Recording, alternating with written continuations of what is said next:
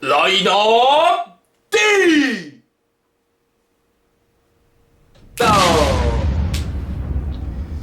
どうもライナー D のムビエです。昨日動画上げた通りに、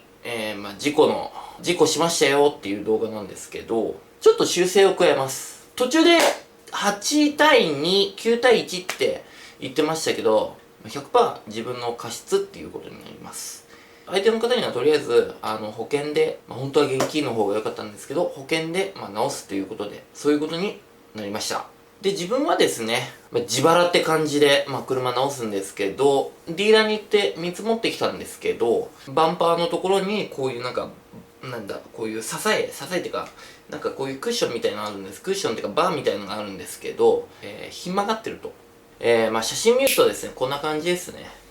見事曲がってます。で、これ何のカプラーだろうと思ったんですけど、これはオプションで付けれるらしいです。はい。いらないけどね。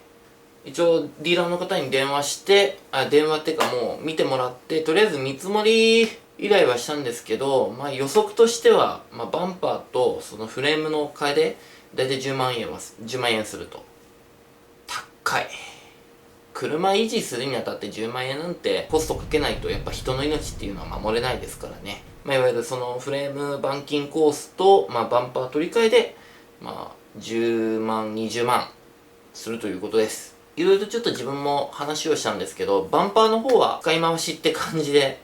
やります。使い回しって言っても、割れてる部分とかあるんで、そこはちょっと綺麗に補強して、パテとかで持って、塗料を塗って、ちょっと使い回しって感じで。傷がついてるところはですね、ちょっと、シャコシャコシャコシャコとこう、ヤスリで、ちょっと粗磨きして、で、パテを軽く持った方がいいのかな。パテをちょっと持って、で、またパテ、わーってやって、サフェーサー塗って、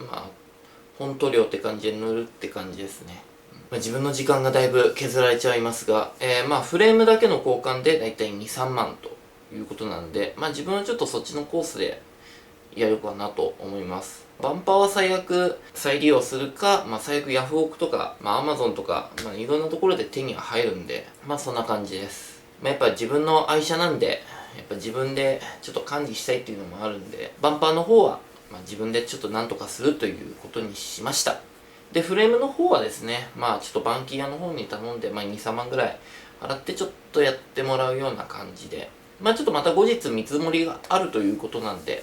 楽しみにしてますっていうより、連絡待ちですね。というわけで、